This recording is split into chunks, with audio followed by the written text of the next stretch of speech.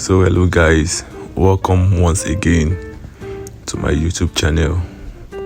So today I'll be teaching you on how I got my coins in my last video.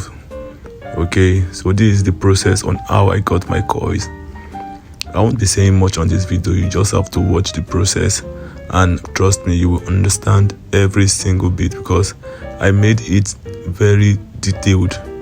Okay, so just take your time and watch this video over and over again.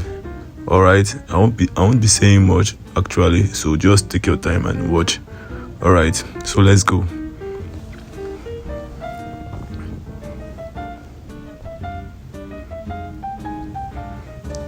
So if today is your first time of coming across my video, then you're welcome. You're very much welcome.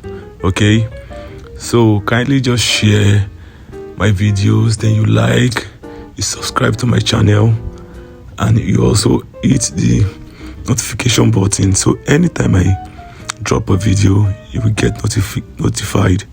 All right, so watch and enjoy.